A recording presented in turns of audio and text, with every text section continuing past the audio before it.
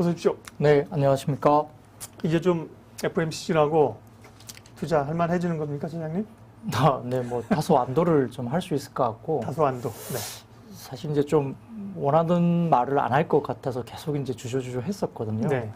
근데 이제 굳이 표현을 하자면, 할 수 있는 립 서비스로는 최대한의 립 서비스를 했다. 그리고 이제 일부 어떤 위원들이 말씀하시기로는 뭐 10점 만점에 10점에 코멘트를 했다. 왜냐하면 이제 우리가 결국 지난주에도 말씀을 하셨지만은 그 오퍼레이션 트위스트나 그다음에 일드 커브드 컨트롤 같은 시장에서 원하는 어떤 대답을 하기가 좀 쉽지 않을 거라고 이야기를 했지 않습니까? 그렇죠. 예.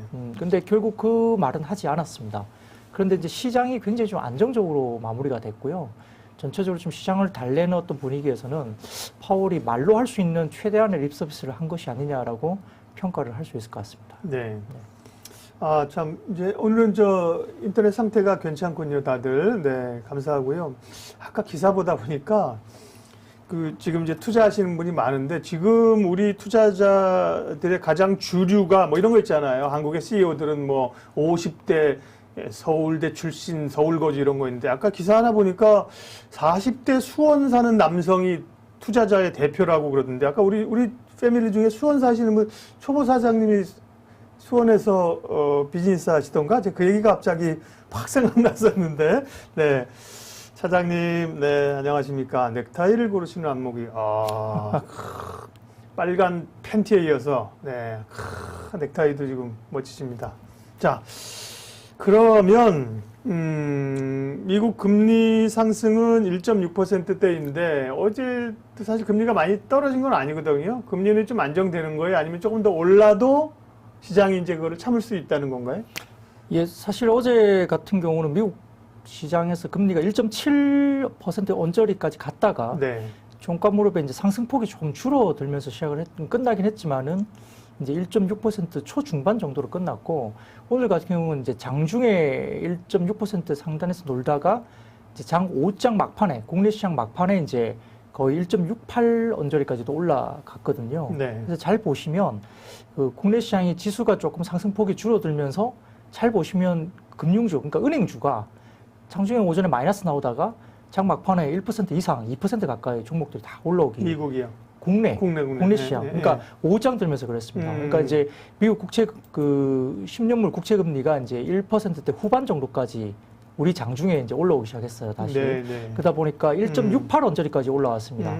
그러다 보니까 오전 중에 이제 다소 이제 마이너스권으로 있던 그 은행주들이 5장 들면서 1에서 2% 이상. 근데 미국 시장 주가는 뭐 우리 요즘 서머타임 때문에 네, 5시면 끝나는데 채권 시장은 계속 실시간 데이터가 돌아가나 보죠? 네네, 실시간으로 저희가 볼 수 있죠. 계속 네. 장중에도 저희가 볼 수 있습니다. 그래서 그렇군요. 일부 사이트에서 보시면은 실시간 그 금리 움직이는 것이 볼 수 있거든요. 1.7 넘었네? 그렇죠. 네. 그래서 이제 금리가 이제 1.7 이상 올라오다 보니까 장 막판에 지수의 어떤 상승폭은 좀 줄어들고 은행주가 이제 마이너스권에 있던 은행주가 1에서 2% 각각 이제 올라오는 모습들이 보이면서 역시 이제 제가 지난번에도 말씀드렸지만 그 금융주가 결국 지금 이제 시세를 다시 타고 가는 모습들을 보이고 있는 상황인데요.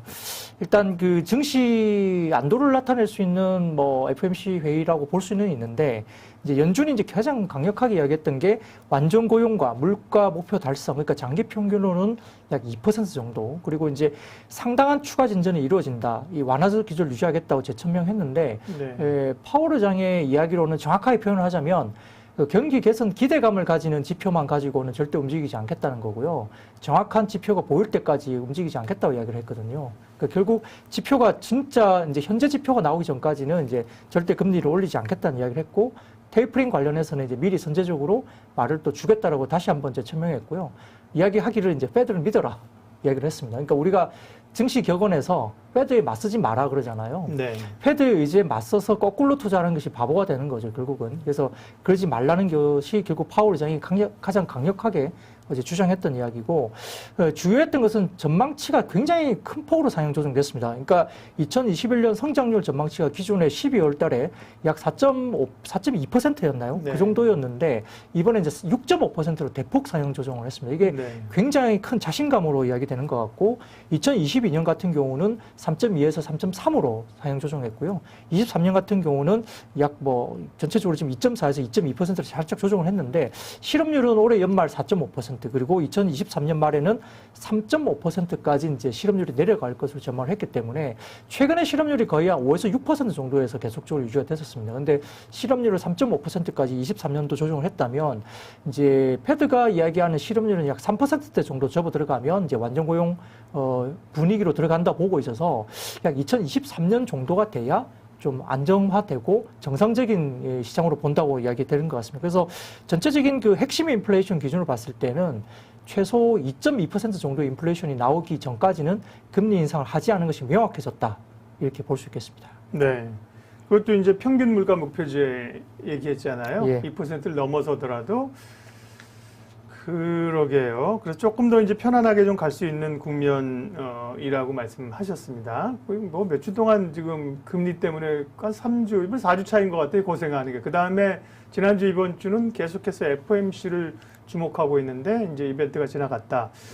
그러면 이제 어느 쪽을 그동안은 사실은 비중을 조금 줄여놓은 분들이 많을 건데 다시 조금씩 채워갑니까? 아니면 조금 지켜봐야 됩니까? 간다면 성장주냐 가치주의 논쟁은 또다시 불이 붙은 상황이잖아요. 네. 근데 이제 포트로 본다면 뭐 극단적인 포트를 취하기에는 좀 저는 개인적으로는 어렵다고 보고요. 네, 어차피 네. 포트폴리오라는 것이 어떤 특정한 종목이나 업종에 뭐 사실 소위 말하는 몰빵을 하는 건 아니잖아요. 그러니까 그렇죠. 이제 네. 포트폴리오를 어느 정도 이제 구축을 해야 될 것 같고요.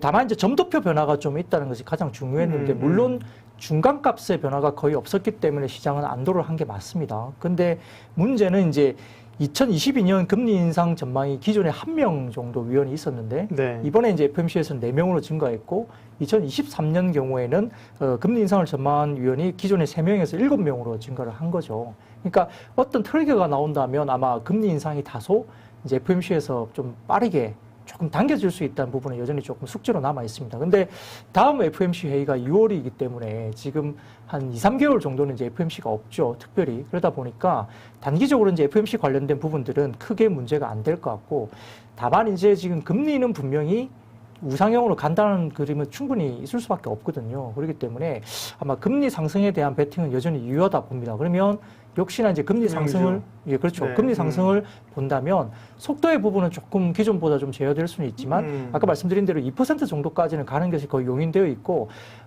지금 월스트리트 쪽에 이제 펀드 매니저들 중심으로 이제 좀 이야기를 해보면 2%대까지 간다는 것에 대해서 거의 이제 컨센서스가 굉장히 네. 크게 지금 형성되어 있다고 봅니다. 그래서 2%까지 금리가 인상된다고 보면, 뭐 어찌됐건 금리 인상에 대한 수혜는 금융주 중에서는 은행이 뭐 어닝이라든지 여러 가지 밸류에이션으로 봤을 때 굉장히 매력적이고요. 뭐 보험주까지는 좀 늘려서 볼 수 있겠습니다. 그래서 어쨌든 금리 인상에 대한 부분들 좀 편안하게 볼 수 있는 부분들은 금융주, 은행주일 것 같다는 느낌이고, 뭐 그렇다고 해서 지금 상태에서 뭐 성장주를 버리라는 건 아니죠. 최근에 뭐 네이버나 카카오가 상당히 좀 안정적으로, 물론 쿠팡 효과가 있겠지만은 네. 다시 이제 재평가되면서 올라가고 있고. DGB 금융지주 이런 거 말씀하신 것도 이제 신고가 영역으로 막 들어오더라고요. 네네. 지난번에 말씀을 또 드렸죠. 네, 그래서 그러니까요. 은행주들이 보면 상당히 좀 견조하게 좀 더 이어질 수 있는 룸은 충분히 있다는 거고, 뭐 급등락을 하는 종목은 아니지 않습니까? 그럼에도 그렇죠. 좀 네. 편안할 종목은 맞다는 거고요. 네. 뭐 나중에 이제 마지막 부분에 제가 뭐 종목들 몇 가지 말씀드리겠지만, 일단 포트로 상으로는 지금 분위기로 봐서는 이제 금리가 올라가는 것에 대해서 우리가 이제 어쩔 수 없이 그걸 다 용인하고, 또 금리 올라가는 데서 뭐 동의를 한다면 결국은 이제 성장주 비중을 많이 늘리는 것은 좀 좋지는 않겠죠. 그래서 이제 특정 섹터의 성장주를 가져가되, 다만 이제 지금은 경기가 좋아진다는 것에 대한 배팅을 해야 된다면 경기 민감 가치주로 불리는 섹터로 조금 중심을 옮겨야 되고요. 그다음에 고퍼주보다는 다소 좀 밸류에이션 부분에 저퍼주 중심으로 가고, 또 3월 지나서 4월 정도부터 되면 이제 본격적으로 1분기 어닝 시즌이 돌입합니다. 근데 이제 1분기 어닝 시즌이 왜 중요하냐면 1분기 어닝을 보고 연간 어닝을 추정을 대부분 하거든요. 예. 그러다 보니까 1분기 어닝에 서프라이즈가 나온 종목들이 나온다면 이걸 가지고 이제 대체적으로 곱하기 4를 해서 이제 연간 추정을 합니다. 그렇게 되면 연간 실적 추정치가 상향 조정이 상당히 많이 되는 섹터나 종목들이 1분기 실적을 보고 2분기에 움직이거든요. 왜냐하면 1분기 실적 발표가 대부분 2분기에 발표가 되잖아요. 그렇죠. 4월, 5월 발표되죠. 예, 그렇게 발표가 되기 때문에 추정치를 가지고 결국 2분기에 움직인 플레이가 결국 1분기 실적이 굉장히 셌던 종목, 그리고 1분기 어닝이 좋은데 밸류에이션이 상당히 좀 매력적인 종목이나 섹터가 아마 2분기의 플레이가 상당히 좀 다양하게 가장 수익률이 좀 좋은 섹터로 점쳐질 수 있기 때문에 이런 쪽에 대한 포커스를 좀 이번 3, 4월, 5월, 6월까지는 좀 가져가는 게 맞다 이렇게 바라보고 있습니다. 한쪽으로만 지금 극단적으로는 갈 수 없고, 그러니까 소위 이제 양쪽을 같이 가져가는 뭐 바벨 전략이라고도 하고요. 성장주와 이 가치주를 섞어야 되는데, 금융주는 이해가 되고, 금융주는 그러면 금융주 가운데서는 역시 뭐 보험증권도 있지만 은행주가 선두권에 있고, 네. 은행주는 그러면 뭐 기 말씀하신 것처럼 KB금융, 하나금융, 그 다음에 DGB, BNK 그 정도 말씀하셨나요? 네, 설명을 드리자면 이제 블랙록이 최근에 공시를 6.02% 이제 공시를 지분 공시를 이제 한 게 KB금융이죠. 네. 이게 2014년 이후에 7년 만에 처음으로 블랙록이라는 글로벌 1위 펀드 운용사가 네. KB금융 관련된 지분 공시를 했습니다. 의미가 굉장히 크고요. 글로벌 ETF를 보더라도 이제 금융 섹터나 에너지 섹터가 최근에 실적이 굉장히 좋게 나오면서 수익률이 엄청나게 지금 상위권에 이제 거의 탑에 입치해 있습니다. 그래서 금융 섹터는 당연히 좋을 수밖에 없는데 일부 이제 금융주에 대해서 성장을 하는 게 좀 한계가 있지 않느냐 뭐 질문하시는 분이 계신데요. 물론 그럴 수 있습니다만 단기적으로 봤을 때는 작년에 그 대손 충당금을 어마어마하게 쌓아놨습니다. 물론 이게 미국 쪽의 글로벌 IB도 마찬가지고 국내도 마찬가지고 이 코로나 사태 때문에 이제 그 대손 충당금을 엄청나게 쌓아놨는데 실제로 지금 여러 가지 지원책이라든지 백신이나 치료제가 나오면서 이 도산하는 업체들이 그렇게 많지 않고 있습니다. 오히려 이제 회복이 되고 있는 속도가 빠르기 때문에 그렇다면 그 쌓아놓은 대손 충당금이 이제 올해부터는 이익으로 이제 반영이 돌아오거든요. 그러면 대규모의 이익이 반영이 되면서 사상추대 실적으로 갈 수 있고 밸류에이션 룸이 아직까지 너무 굉장히 좀 매력적인 밸류가 아직 있다는 거죠. 그래서 아까 말씀드렸던 블랙록이 이제 수급에 대해서 신고를 한 KB금융이나 이런 종목들은 PER이 5배에서 6배 정도 사이고요. 그다음에 하나금융지주는 작년에 유일하게 가장 서프라이즈를 냈던 종목인데 지금같이 이제 봤을 때는 PER이 상대적으로 낮은 4배에서 5배 정도 수준입니다. 그러니까 KB보다는 하나금융지주가 오히려 밸류에이션 매력은 훨씬 더 높습니다. 그런 상태인데요. 하나금융지주는 작년 같은 경우에 유일하게 또 중간 배당까지 했던 배당 쪽에서 상당히 공격적인 배당을 했기 때문에 각광을 받을 수 있을 것 같아서 탑픽으로는 개인적으로는 뭐 KB금융보다는 하나금융지주가 상대적으로 싸다는 점이고요. 그런데 이제 말씀드렸던 지방은행 같은 경우는 그 PER 기준으로도 지금 대형사 같은 경우는 뭐 5배, 6배 정도 수준인데 지금 BNK나 DGB 금융지주 같은 경우는 PER이 3배에서 4배 수준, 뭐 3배 정도 수준입니다. 그러니까 상대적으로 절대저평가 수준이고 PBR 같은 경우도 지금 0.2배, 0.23배 정도 수준이기 때문에 상대적으로 너무 싸게 거래되고 있습니다. 근데 실적단을 봤을 때도 1분기가 분기 최대 실적이 나올 가능성이 크고요. DGB 금융지주나 BNK 금융지주도 상당히 그런데 이제 DGB 금융지주도 좋고요. BNK 금융지주는 특히 이제 이 회사가 갖고 있는 그 지역적인 특성이 부울경 지역입니다. 그러니까 이제 경기 남부 지역이죠. 뭐 경상도 지역으로 볼 수 있는데 이쪽이 조선업종과 상당히 연관이 많이 있지 않습니까? 그러다 보니까 최근에 조선과 관련된 수주권이라든지 조선업종들이 상당히 지금 수주가 올라오면서 좋아지고 있거든요. 재무구조가. 그래서 부울경 쪽에 이제 경기 회복세가 급격하게 이루어지고 있기 때문에 BNK 금융지주 같은 경우도 아마 1분기에 실적이 굉장히 좋게 나오면서 연간 실적 베이스가 굉장히 올라올 겁니다. 그래서 아마 배당 수익률도 6% 정도로 아마 은행주 중에서도 탑픽에 들어갈 것 같고요. 그래서 DGB 금융지주나 BNK 금융지주가 상대적으로 지금 대형 은행사보다는 매력적이기 때문에 항상 시장은 주도주가 먼저 움직이고요. 그 다음에 이제 지방은행들이 주도주를 키맞추기 하면서 올라가니까 그렇기 때문에 아마 그런 순서로 좀 가지 않을까. 그래서 금융주 입장에서는 이제 아마 금리 인상을 충분히 즐기자는 입장에서는 은행주가 아직은 좀 남았다 볼 수 있겠습니다. FOMC는 끝났다. 이제 시장은 유동성 장세에서 실적 장세로 넘어가고 있다는 거고요. 금리도 오르고 금융주는 은행주는 뭐 실적도 좋죠, 그죠? 그런 점에서 은행주 여쭤봤고 경기 민감 가치주라고 말씀해요. 경기 민감 가치주는 뭐 조선, 화학, 뭐 이런 기계 이런 섹터가 들어가는 건가요? 네, 뭐 그런 바운더리가? 섹터가 네. 충분히 있을 수 있습니다. 그래서 네네. 이제 업종을 좀 따져보자면 네. 말씀드렸던 이제 금융주 말고도 지금 최근에 이제 실적 상향을 주도하는 업종을 찾자면 사실은 좀 너무 많습니다. 네. 그래서 이제 구체적으로 말씀드리자면 업종에서는 당연히 반도체, 반도체가 차지하는 비중이 워낙 크고요. 두 번째로는 정유, 그다음에 네. 화학, 그다음에 철강, 그다음에 우리가 알고 있는 해운, 뭐 아까 말씀하셨던 네. HMM이라든지 그다음에 뭐 페노션 이런 종목들이 지금 좋고요.